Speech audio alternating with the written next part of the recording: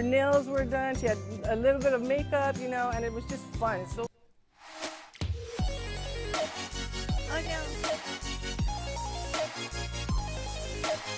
Well, hello everyone. We do this every week, and every week it's a surprise when it starts. Even as we're watching it count down, 3, 2, 1, and then we're like, "Oh, the music started. What do we do?" So just know that us being surprised and looking like, "What's going on?" is actually how we really feel. What's wrong with you? Look at my hair. Oh. Well, this is an appropriate way to start today's topic, which is how to be authentic, because authentically we don't know what's going on, and Jamie doesn't like the way she looks on camera. So this is a great example of what being authentic is, which I think for most professionals, they'd be like, "Oh my gosh, I would never admit to doing that or being like that." But if you know us, you know that this is really who we are. And some people have said that they actually enjoy us being like this. It makes us relatable. But speaking of relatable, Johnny's here. Johnny, we haven't seen you for so long. Looking forward to see you very soon. Wink, wink. But we are going to be talking about something that I think is really important especially for nonprofits when it comes to their online personas. And a lot of the mistakes that nonprofits fall into is trying to be like really well put together and super professional, and like everything that they put out is like well rehearsed, and everything that they write is like super like scripted and safe. And while you do want to make sure you're all those things as far as like being professional and being smart about how you communicate, you also don't want to go too far and just be like a really unrelatable, not real, like, I don't know what the term would be, like, I don't want to say fake, but just a very blah kind of personality. Like, you want your personality to show, and by being authentic, that actually helps you become more relatable and connect with your audience. And it gives them a better idea of like who you as an organization are and such. So I thought we'd talk about that today. And Jamie's the one that kind of really put me on to this early on for our own brand and for my own personal brand. And it was a very foreign concept for me at first, because I was always like, nope, I'm a professional.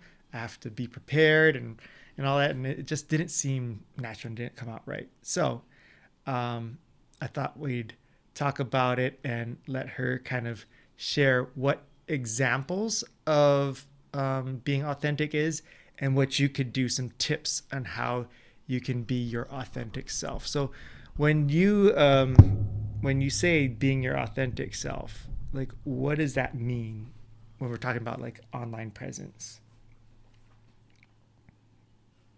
Did I talk too long? I tried to keep it really short. That was like only a minute or so. What does it mean to be authentic? Like in the perspective of online presence. Like if you were to just tell somebody like, hey, nonprofit organization, you got to work on being authentic. Like they having a personality and not seeming super flat and generic and boring. Okay.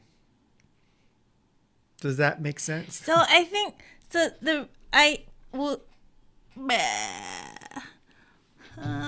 she didn't eat yet, guys. And I'm ready at a coffee. When I was in college at Boston? Yeah, and I was taking like writing for communication. And I kept getting C's on my papers, and it was like super shocking, because I don't know if I've ever gotten a C on a paper in my life. That was my like average, because I was told that C means average, so I just fought for C's. But it was the worst thing ever, and I wanted to cry, and the professor wouldn't say like what I was doing wrong. He just was like I don't know, he just didn't like it. And so I decided, like, F it, I'm just gonna write.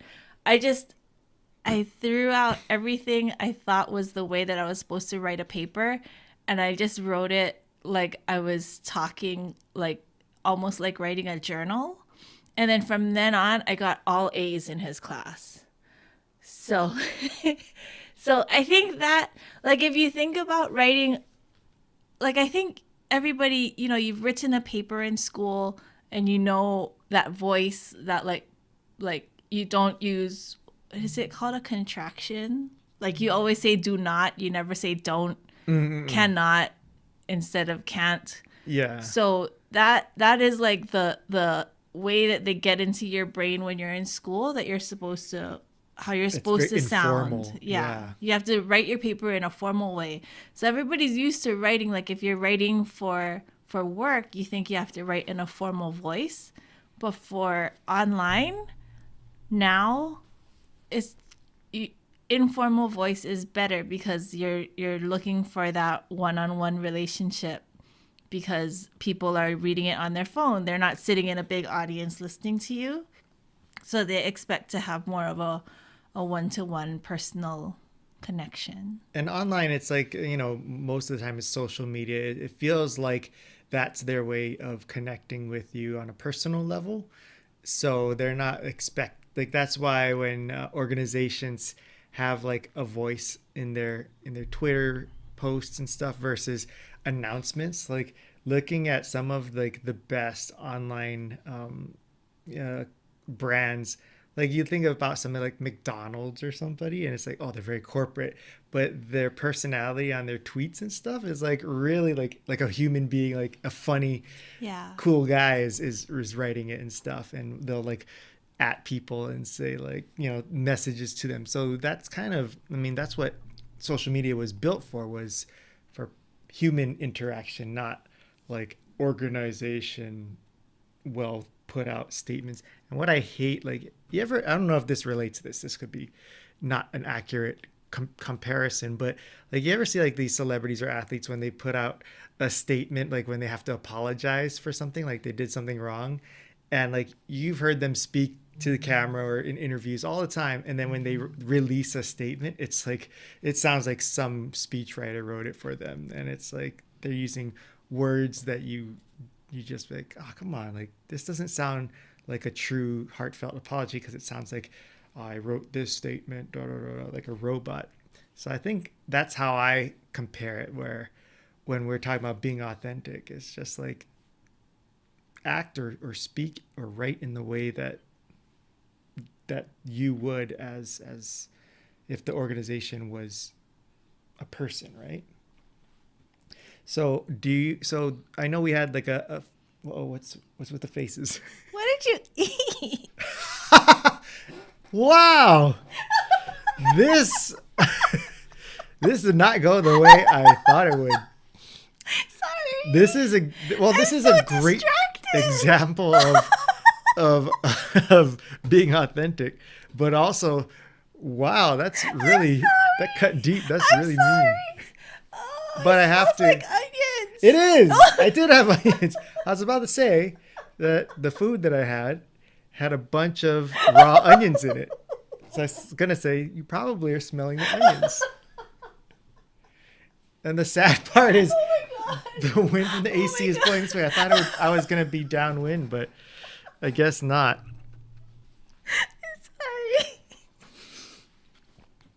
Sorry. Are you really sorry? Because you just put me on blast in front of the whole world. But honestly, why is that embarrassing? Because everybody's eaten onions before. They know what it smells like. Oh yeah. So I'm not honestly okay. embarrassed or anything. I'm just relieved, honestly, that the reason why she made that face wasn't because she's like upset with what I said, or that we're going in the wrong direction for this episode. But now that that's in the air, for those of our viewers who now understand the importance and the relevance of being authentic, they're probably going like, well, okay, so how do we show ourselves. I think like more of why it's important is because like I don't know about everybody, but like I tend to skip by stuff that is not interesting to me, and on my like Facebook feed or whatever, if something looks formal and like I'm not gonna read it. I don't want to read like your corporate statement or Yeah. like something from a press release. Like I don't. That's not why I'm on social media. Yeah. So you're not gonna get engagement, or people aren't gonna linger on your stuff. It's just you're just gonna get scrolled by if they see you at all. So that's I think why it's important. So, how can people be authentic? What are some tips on how they can do that? I think so. First, it's choosing a voice, and it's harder when it's not like for us. It's the two of us. Yeah. And we're very similar. Very informal. Yeah. Inappropriate at times. Goofy. Dumb. Yeah. So it's easy for us to have a voice for our company. But when it's like a bigger, like for a nonprofit or whatever, finding the voice is a little harder. And I think we talked about before, like using the voice of your ED is probably going to be safe unless Brian is your ED. Wow, Brian, He's not even here. she's just throwing everyone under the bus. Johnny, watch out, you're next. No, he's my love. Dang. But I think No one's safe but Johnny. but so I think picking a voice. So like I think a lot of those corporate like the McDonald's or whatever, they get famous on Twitter because they're real snarky, and that's most likely not gonna work for your org. So you're not going for like super funny or like clever, but just like a relatable voice. Like, are you a soccer mom organization, or are you like a young people, like I don't know young people what they're like, but One of our clients related it to cars. So they're like, okay, right now we're like the soccer mom van kind of org, which we don't want to be. We want to be hip and cool, but we don't also want to be so like far below our like age range that it's uncomfortable and it's not a match. So they're like, so a fair one is like a Prius, like it's still a mom or a parent vehicle, but it's kind of trendier. It's newer technology and stuff like that. It's reliable and it's not like fancy where it's like, oh, you spend a lot of money on that car. It's like, oh, it's a responsible choice, but it's still in the more hip kind of thing. And so that's kind of how they were able to figure out what their voice is, because every time they would say something or write something, they would be like, okay, does this sound more like a Prius or a mom van kind of sound and stuff. So that's kind of a way you could look at it. It doesn't have to be vehicles. It could, be clothes or some other like kind of celebrities maybe. Mm-hmm. Like you kind of want to pick something that everybody on your staff can relate to, or everybody who's going to be writing stuff and posting anything or doing your newsletter or any communications. All those people need to understand what this voice is. So if it's like we want to sound like Cameron Diaz, I don't know what Cameron Diaz sounds like. Or like pick a movie. Like I want to be somebody in this one movie, and that character is who we are. Yeah. And then so once you pick your voice, then whenever you write something, it might help to say it out loud. Like when you're getting used to writing in an informal voice, it can take practice. So reading it on paper, you're not really going to hear all of the ways that it doesn't sound like an actual person writing. So if you say it out loud, then I think you might pick it out in your writing, how you can change it to make it more like that character. Yeah, people don't realize like how different it sounds when you read it in your head versus saying it out loud. Like even for when I do voiceovers and such, I'm trying to talk like this so she can't smell my offensive odorous breath, but apparently it does nothing. I should wear a mask. Here, I'll wear a mask. That's only fair. No, but then we can't understand you talking. It's fine. It's fine. I'll deal with it. What if I talk like this? So, shout outs to Blondie's vegan food truck, by the way, who provided me with that delicious, pungent meal. So when I do professional voiceovers, a lot of times, I'll receive a script, and the person who wrote it, the company who wrote it, will be like, "Oh yeah, it's perfect. I read it over and over," and I know when they say that, they're saying that they read it in their head. Yeah. And I'll look at it and I'll be like, "Ooh, I don't know this. We only have 30 seconds, and this looks like a lot of words." And like, no, I timed it. And then sure enough, as I read it out loud, you're adding inflection, pacing, all these different things that make it natural. Then they go, "Oh shoot, that was 45 seconds. Yeah, we got to cut this thing down." And that's just an example of how different it sounds in your head than when you say it out loud, because in your head you can just speed through things and read things and just be like, "Yeah, that sounds normal. That sounds like a informal kind of thing." But when you read it out loud, that is, and do not, and it's like, "Ooh, this sounds super cold." So I think Jamie's suggestion of reading it out loud is really smart, at least in the beginning, just so that you get more aware of how things are coming out. What else can people do to be more authentic or be their authentic self? I think this is so like a lot of like Instagram influencers, whatever, like they all talk about having your branded your grid is like super branded, and it's all like professional photos and like all in the same color scheme. It's all kind of with that like sepia wash on it or whatever. And that might work for like beauty brands or like things like that genre of stuff. But I think for nonprofits, you want people to see like the actual work that you're doing, and you want to be really like real. Yeah.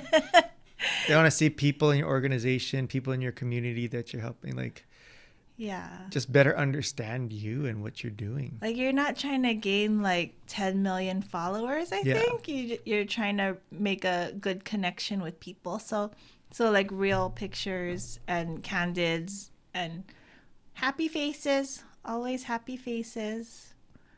But yeah, and if you can't show, if you're serving a group that you can't show faces, then happy faces of your staff. Mm-hmm.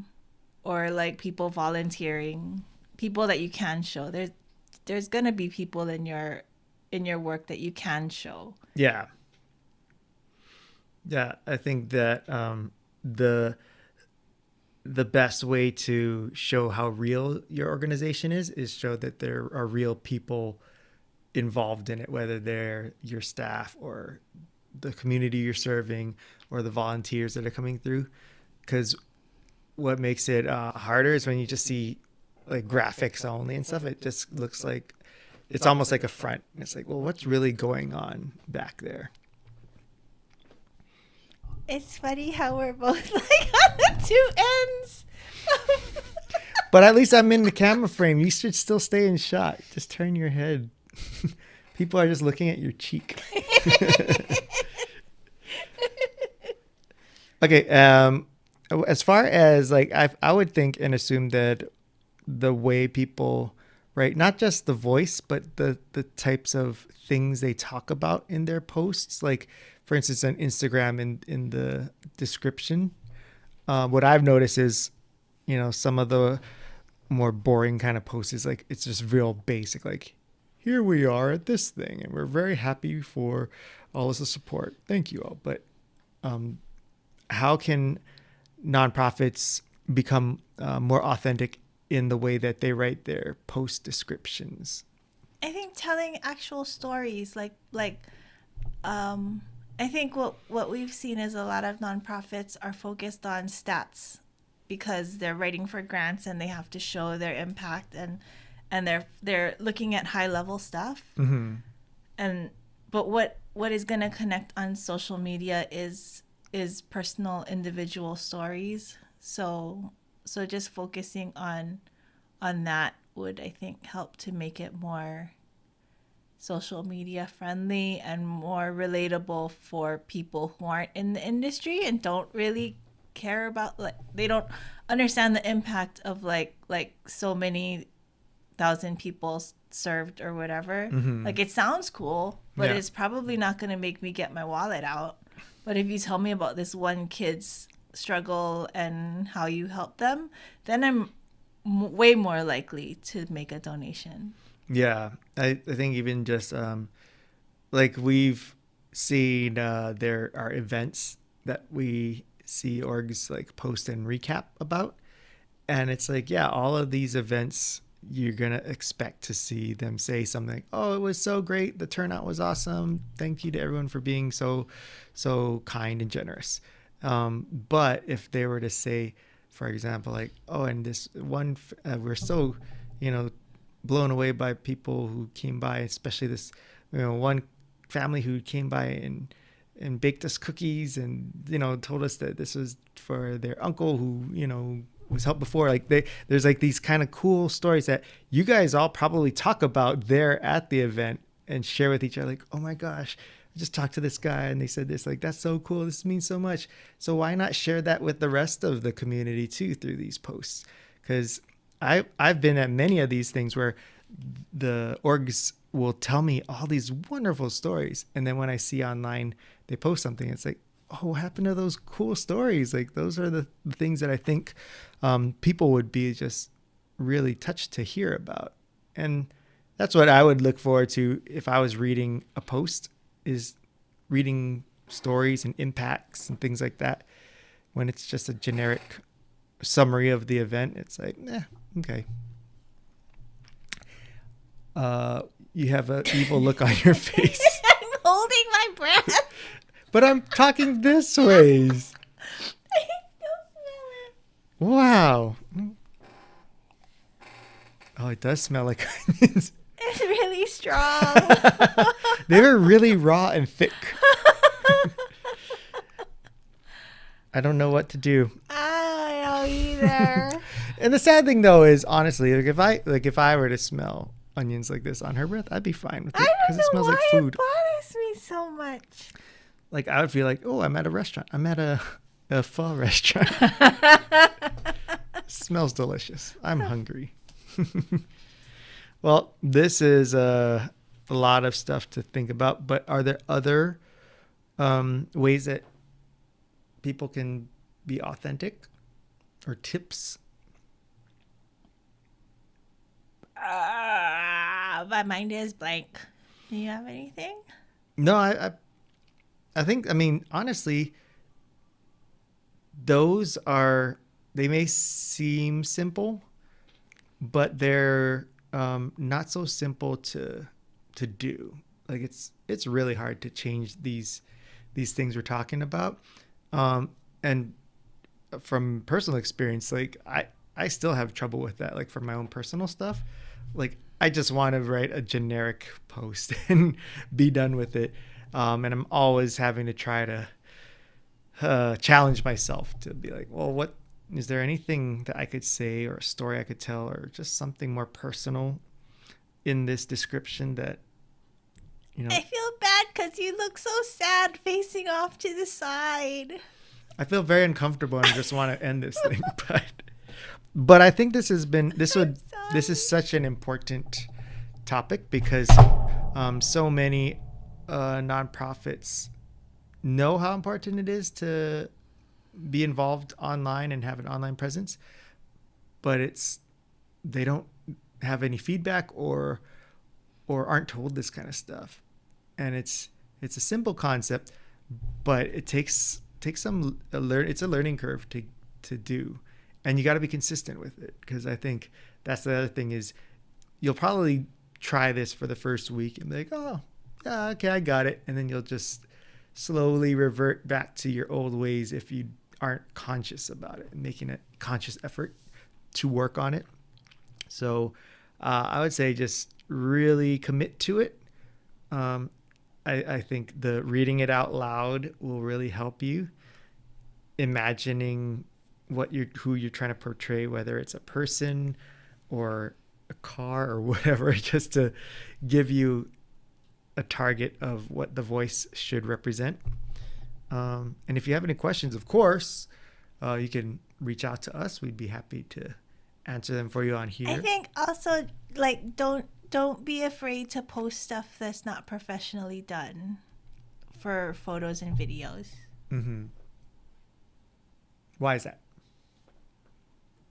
Because it's social media, so people are used to seeing stuff that is just off your phone, and it's better to show your followers what you're doing and the work that you're doing, and don't worry about like, oh, we couldn't have a photographer come to this event. Just take pictures, and then if you can, like, crop them or brighten them up somehow. But if you can't, just post them, because it shows what you're doing. Yeah, I think a lot of organizations are crippled by this feeling like it's not professional enough. And what happens is you look on their feeds and there's nothing there. Yeah. So social media is very forgiving of that stuff. Unless you're like a beauty brand or something. Like if McDonald's was posting like unprofessional photos, then people are like, what's going on with McDonald's? So, but you're not McDonald's. But yeah, of course, if you guys have any questions, comments, just throw them in the comment section, or you can email us at info@popcm.me. Hey, we got Richie in the house too. Richie said that he missed the first part, but what's been already said about being authentic? The whole episode, Richie. Basically, Richie, the idea is to what were the steps to find a voice, pick your identity that is most accurate to represent your organization, and then write in ways that is Read it out loud. Yeah. Don't just write it. Read it out loud. And also, Nolan ate onions, so that's why we're looking very uncomfortable. And I'm trying to talk this way. That's probably I should have started with that as the review for what's been said already. But we also talked about the significance of why being authentic and just not trying to pretend you're something that you're not, as far as for the sake of trying to be like professional and well put together. You actually can hurt yourself by doing that if that's not, the voice that is in line with who you are. And Richie said, Richie, trust me. It's the most authentic episode ever. Yeah. we should just do our episode like that. And just know, all it is it smells like onions because I actually ate onions. And for some reason, Jamie is extremely sensitive to the smell of onions. I don't know why. Anyways, but of course, for those of you who are, catching this in the replay, and you want to email us, you can pull up our email address. You can email us at info@popcm.me.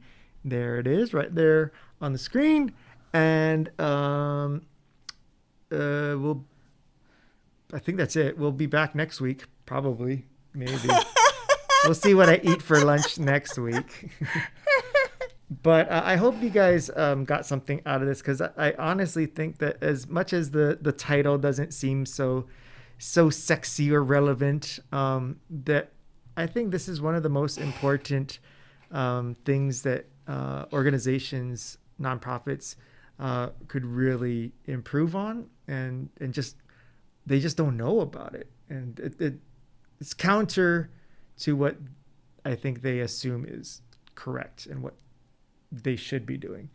And so I was really looking forward to sharing this, because I think it could really make a difference for you guys.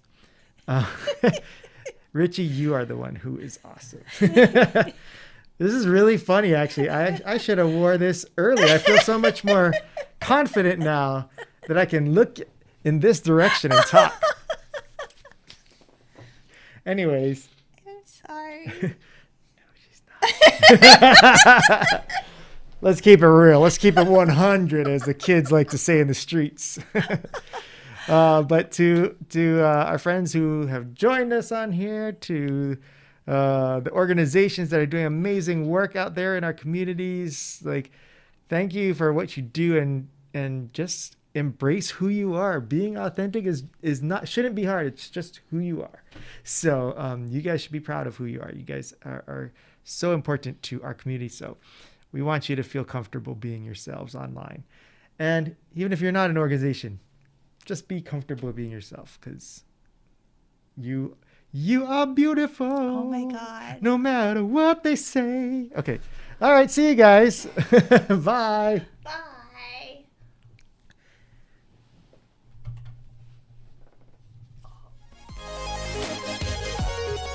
I made sure to turn off our mics before you did that. Oh, no. What?